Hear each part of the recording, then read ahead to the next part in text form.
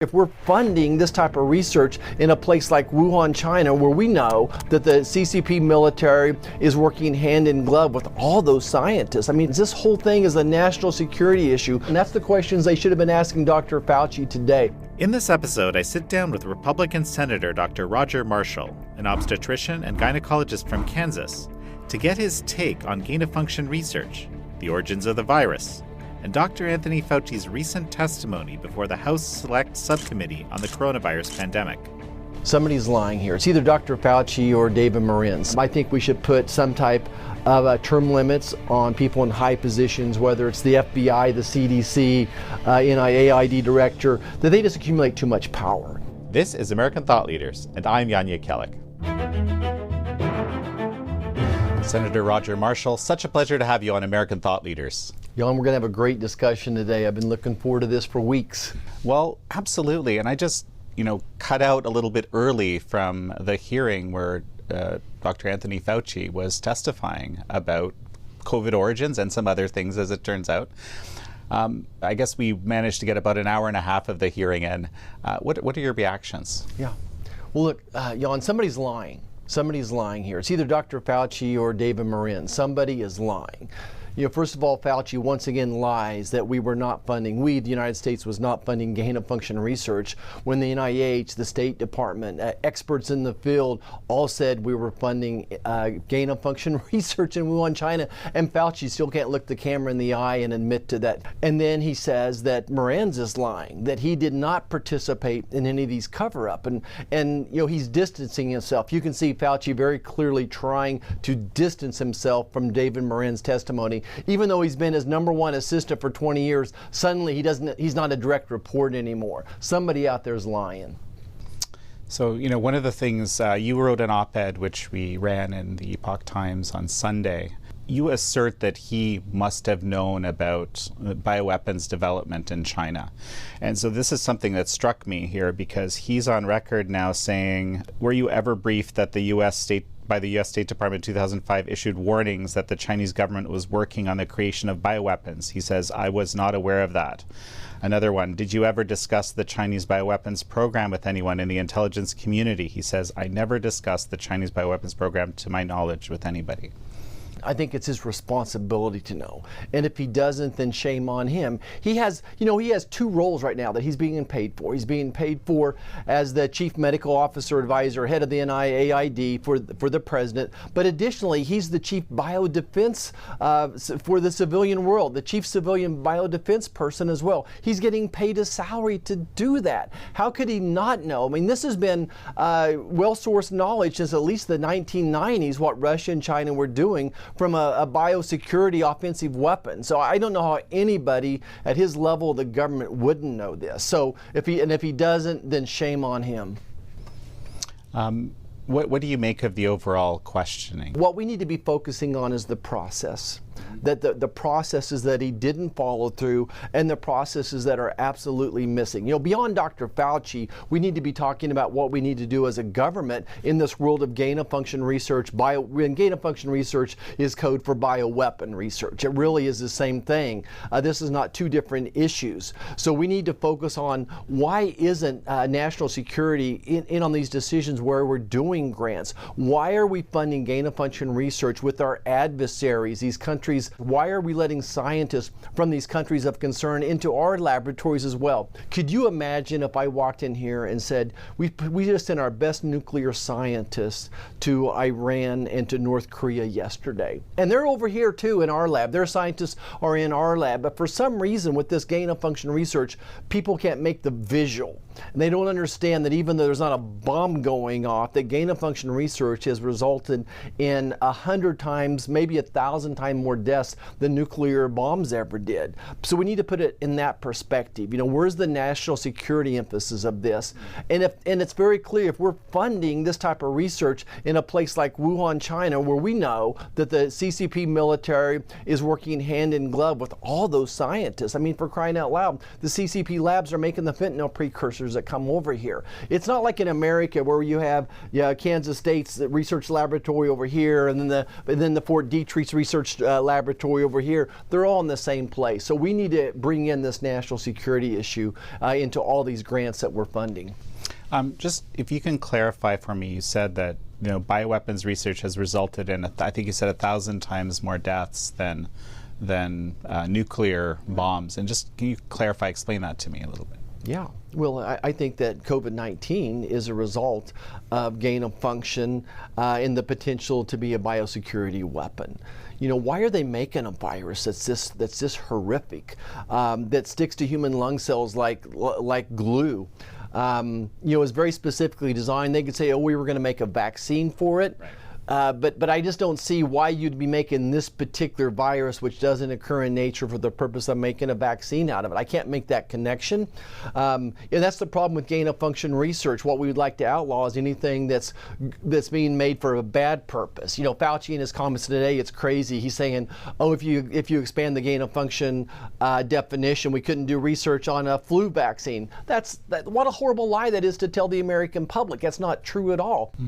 Well, yeah. So they would, of course, say that it's all about kind of preparing for future pandemics, right? So, well, 2 points, right? One is, of course, there's this doctrine of military-civil fusion, right, in China. Yes. So, like, anything with the potential for a military potential has this kind of requirement that there is, I guess, cooperation or at least conversation about the potentials. And we know that, of course, the Chinese military was working in the Wuhan lab, and that's known as a fact. I suspect someone like Dr. Anthony Fauci would say, well, because we don't know what's going to happen in the future. We have no idea, right? So we're going to go in the lab, we're going to tweak things to make them highly infectious to humans so we can create the countermeasures. And that way, on the one side, we're protecting against random mutations. On the other side, we're figuring out how we can deal with potential bioweapons that are deployed against us. That's what they say. So they would say, well, there's nothing bad about this, right?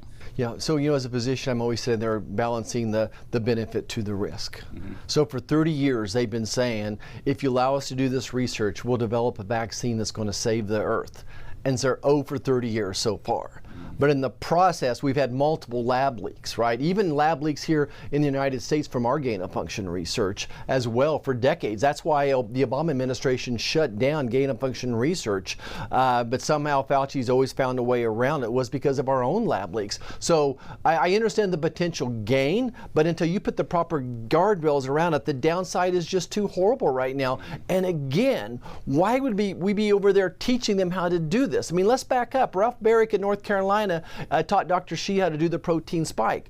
He then gave her the humanized mice that could had the ACE2 receptors as well. He taught them how to do this. Now, I trusted Dr. Ralph Barrick, a good professor, teacher, scientist from North Carolina, but we're in bed with the enemy right now. We're sleeping with the enemy, and I don't trust him. I remember President Reagan, trust but verify. This doesn't apply just to nuclear weapons. This whole thing is a national security issue. We have to trust but verify. EcoHealth was just a funneling mechanism, money. We gave EcoHealth $150 million or some 20 years preceding COVID, and they're funneling it different directions, but they have no scientists at the WIB. They have no idea what they were doing there, and I think that's breaking the law too. I think the law says, the grant requirements say, you have to have proper, control of what's going on, eyes on. That's the questions they should have been asking Dr. Fauci today. Dr. Fauci, did USAID have anybody there in Wuhan supervising, participating in this? No.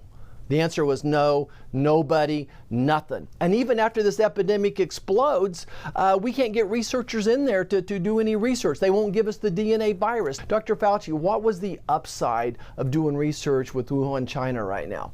There's no upside to this. Mm-hmm. Yeah, so, you were already in 2020 starting to ask questions. Yeah. And I guess, you're very passionate about this issue. Is this what you were already thinking? What were you thinking back in 2020? Yeah, that's a great question, and it seems like forever ago, but it was yesterday. I read 2 or 3 hours every day. I'm very intellectually curious. Early January, the first week of January, I read about this novel virus in China. And I'm a physician. I'm sitting there thinking, I immediately think to my mind about SARS and MERS and Ebola.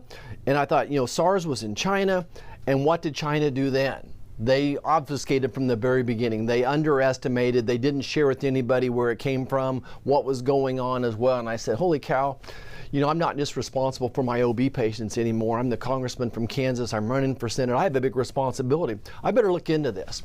So the next thing I do is I start researching what's in Wuhan, China. A BSL, a biosecurity level 4 lab in Wuhan, China. What are the chances? And then you could just tell already that China was hiding. Well, what were they hiding? Why wouldn't they just give us the DNA sequence? And then all of a sudden, through different doctors reaching out to me saying, something's up, something's up. We can't get the information out of China.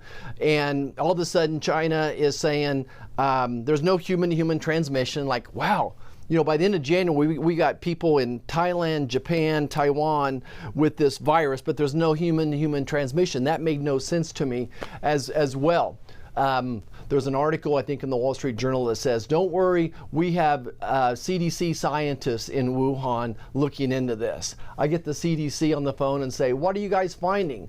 Well, we've got scientists in China, but they're not in Wuhan. They won't let us within 1,000 miles of it. So they lied. They had scientists in China. That's like saying you're reviewing a hurricane in Florida and you sent your scientist to Washington State or something, right? So it just never added up to me.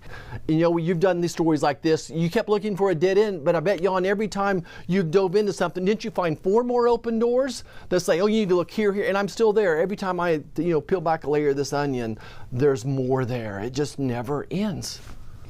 Well, so this is one of the things that's come out. We of course published a documentary, I think it was April of 2020, where we tried to put together kind of what we knew. What was the more likely scenario? I mean, that was really kind of the question that we were asking, given all the information that was available by that point. I think we did have the sequence at that point, and there's this suspicious furin cleavage site that you don't find in such viruses, and that typically you used to facilitate human transmission. Anyway, it's we put it all together in a basic way. I think it's aged incredibly well. What have we discovered since that time? What do we know? Like, maybe you can outline a few of the sort of the key, most important facts.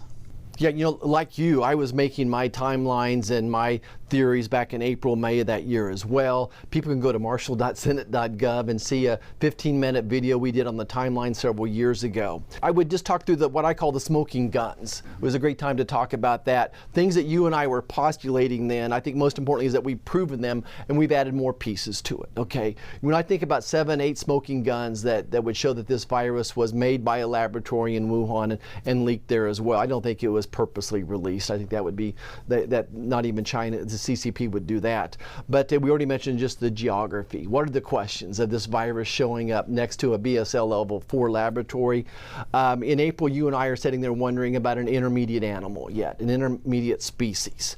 And it was only 4 months into it, but here we are 4 years later and there's no intermediate species. Remind your listeners that SARS was about 2002, something like that, 2002. It took them like 4 or 5 months to find the civet cat that was the intermediate species. So the virus went from the bats to the civet cat and then to humans. In the MERS epidemic of 2012, it was the camel. So we still don't have this intermediate host.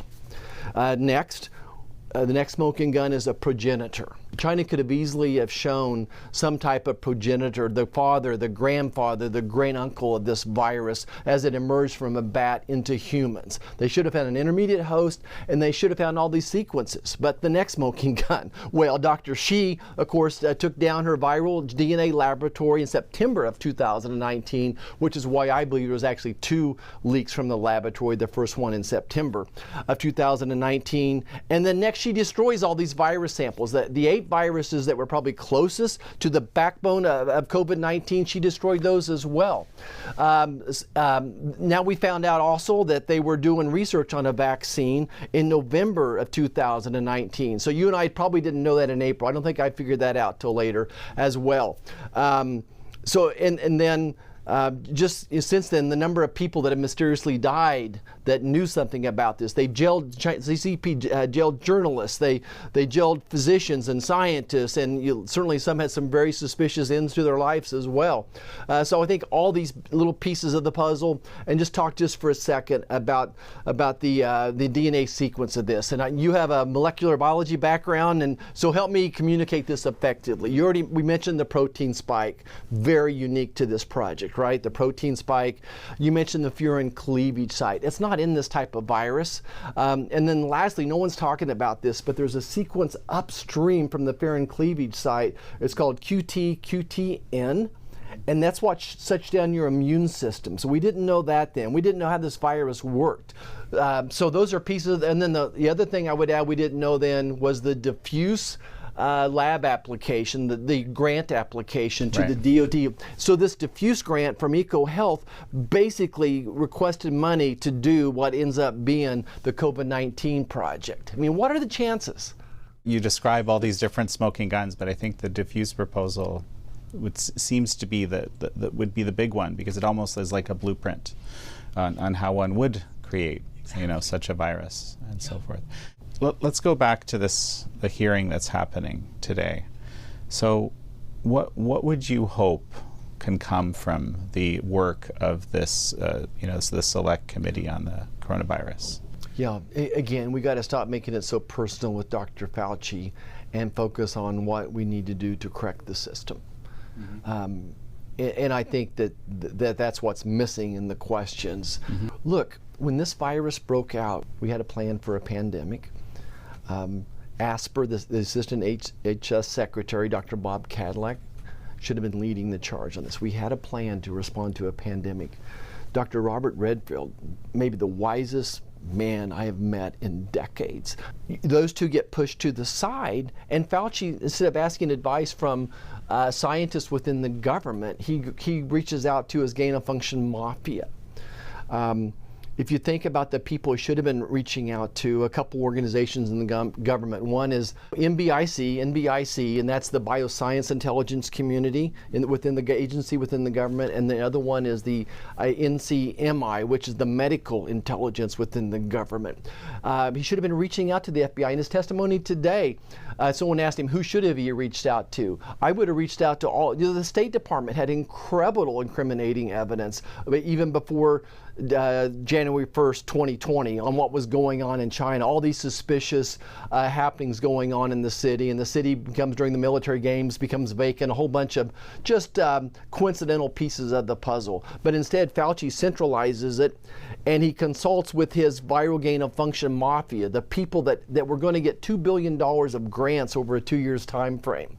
Their institutions got $2 billion worth of grants from Anthony Fauci, NIH, the federal government as well. So why did he reach out to those people rather than the proper channels? Well, he actually responded to that, I believe, in the testimony today, right? He said he asked them to convene a group of evolutionary biologists to assess the veracity, the significance of this furin cleavage site. This is the February 1st meeting, and before that, who were the people? Christian Anderson and Eddie Holmes had came to Dr. Fauci, two premier virologists in the world studying this, and said, we think that this came from the laboratory. This is right before February the 1st. And Fauci says, okay, and let's convene this meeting. In a matter of days, he flips the whole script.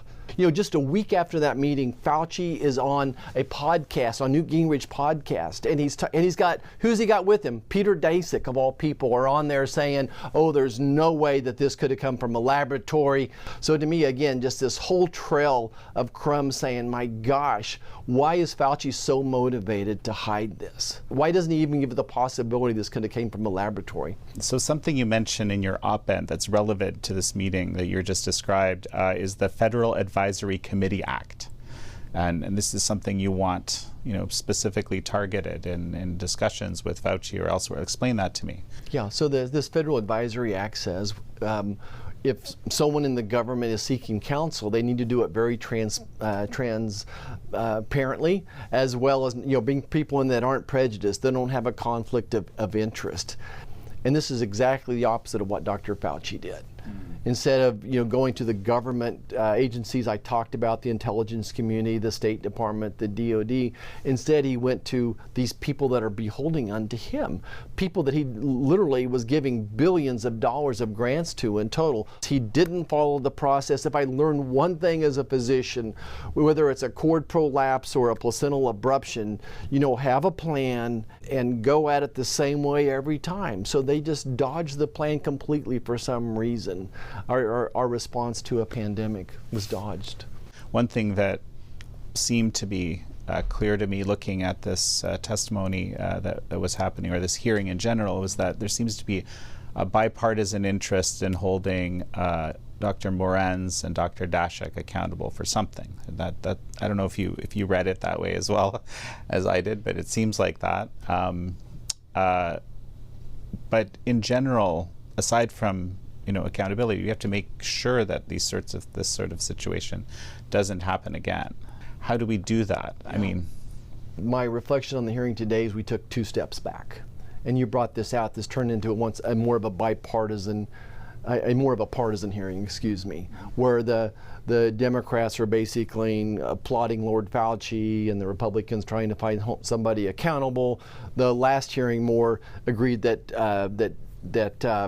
David Moran's is the culprit here, and Peter Daszak and EcoHealth are the culprit here, and I think there's been a very concerted effort by the insiders at NIH to throw those 2 under the bus. I absolutely think that that's what's going on here.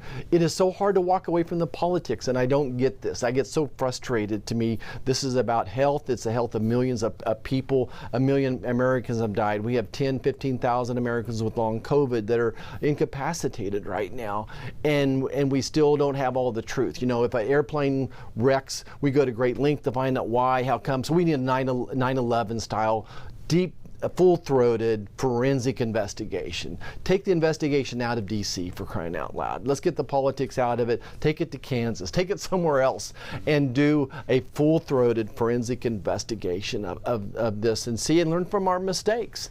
And then I think the ideas that we're throwing around are different types of legislation. Legislation number 1 is NIAID needs its own inspector general. Okay, they don't have an inspector general. Next, in all the grant process, they need to bring in national security. I think we should put some type of term limits on people like Dr. Fauci, people in high positions, whether it's the FBI, the CDC, NIAID director, that they just accumulate too much power. Not even admitting to the problems with this 6-foot social distancing. My gosh, I called the CDC on that live when they issued that. I said, show me the studies. They sent me almost 100 studies. I went through every one of them, and the only study even close to having anything to do with this was a 1930s article on tuberculosis, which talked about how far the tuberculin bacteria would spew when you coughed or you spit. And considering that is like, versus this COVID virus, is like considering not an apple to an orange, but an apple to a watermelon, that the tuberculin particle is so big. The mask mandates, the same thing. They sent me articles on mask mandate, probably 100 of them. 80 of them said the mask didn't matter. 10% of them said it made it worse, which I believe that. And then 10% said maybe it helps, but they weren't peer reviewed. There was no science.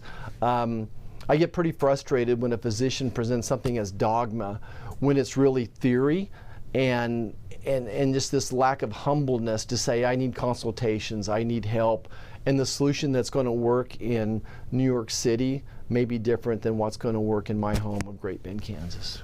Talking about conflicts of interest, this is something you mentioned that need to be dealt with. One of the revelations recently is that it's about $700 million of royalties went to NIH scientists. This is Adam Andrzejewski over at openthebooks.com. Dr. Fauci was asked about this. He said that he had gotten 0 of that. What do you think about this idea of large amounts of royalties? This is, and by the way, this is just during the COVID era, I guess. Right. So, yeah. So first of all, we've discussed this for months at my office, and there's a solution to it. Look, these researchers, scientists need to list royalties. and I'm not sure where or how, but much like I have to report every investment I make as a senator, these folks that are that work for the federal government, they get royalties or anything close to what you would call a royalty that you or your family members are getting. It is that simple. We need a law that says that. I don't want any wiggle room, so we're going to. I think we're getting the lawyers involved now to take the concept and then put it into some type of writing. That idea. We need inspector generals at the USAID. We need royalties, public, transparent. You just can't shine enough light on this stuff, evidently. Well, so talking about shining light, what about the FOIA process? Yeah. So how do we put teeth to it? I'm just baffled that from day one, we as Congress have asked for information. We even passed a law that Biden signed asking to declassify lots of this information, and they still haven't gotten it to us. This is the swamp up here in D.C., that there are federal officials, bureaucrats like Fauci that have more power and control than a United States senator does. And I think I go back to the term limits issue. It goes way beyond just writing laws. There needs to be some house cleaning up here. I couldn't be more frustrated. You're saying it has to be something more than just passing laws, and there has to be some house cleaning. But what does that look like? I guess I'm curious. I think it looks like a Donald Trump up here kicking ass and taking names, and just saying the end of this. I do think that term limits at a certain level in the federal government will help, but it's going to take some very brave congressmen and senators to stand up to these people and start clipping their budgets one way or another. And I would just tell you this. I know we have people up here concerned about the size of the Chinese Navy. I have more concern about their cyber attacks, their biosecurity attacks, those things you can't see, than I do the size of their Navy. I think it's very real. And that's why we have a BSL-4 laboratory at Kansas State University right now, is to try to be prepared for some of those biosecurity attacks. It's quite a challenge. I mean, what we're seeing right now with the highly contagious avian flu going across the country right now, we found it in dairies in Kansas. There's 2 or 3, we're up to 3 humans now that have it as well. Where did that virus come from? Why is it suddenly acting meaner? I'm very suspicious, but it does take a scientific response at some level to try to battle it. It's a great question, though.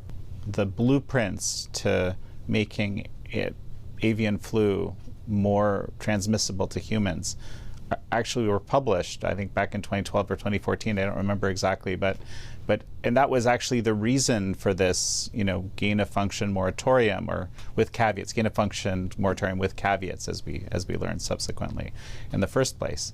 So I mean, it seems to be out there, yeah, right? Like how to make it. That scares me a lot. It should. To know that people we're publishing things like this. So let's talk about the national security side. Collaborations with communist China on, well, sure, gain of function research would be one example. I think you've made your case pretty clear on that, but just in general, in biotechnology, and frankly, other types of technology which has military potential.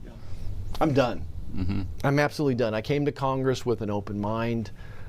Think about what China does here. They steal $500 billion worth of intellectual property from us every year. They don't respect intellectual property. If you discover oil in your backyard, they think it's theirs. It's just a different philosophy.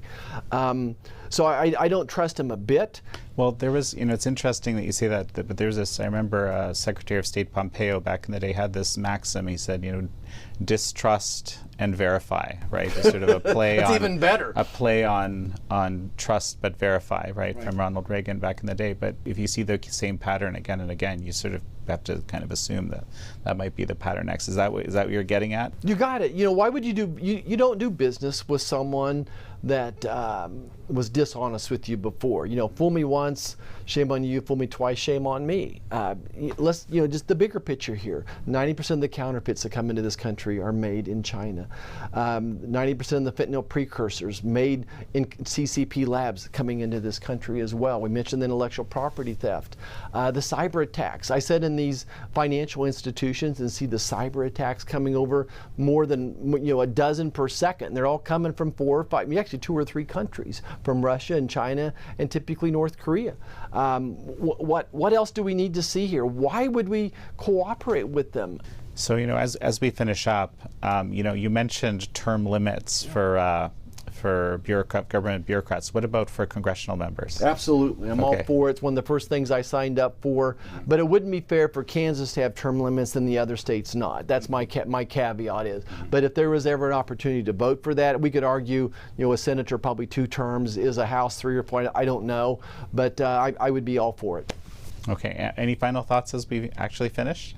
Until someone can convince me that it's safe, America needs to, at a very minimum, stop funding gain-of-function research, which I think is much more dangerous than nuclear bombs are at this point in time. We should stop funding it with adversaries. We shouldn't be giving them any more of our technology. And to a point that, from a conversation you and I had earlier, though, is if they're going to continue their research, we have to figure out where and what we're going to do here so that they don't get ahead of us. So I acknowledge that. But it's going to take some very thoughtful people to put the proper guardrails around how we're going to do that research. But we cannot be doing this research with our adversaries. Well, Senator Roger Marshall, it's such a pleasure to have had you on. I enjoyed it, Jan. Thank you. Thank you all for joining Senator Roger Marshall and me on this episode of American Thought Leaders. I'm your host, Jan Jekielek.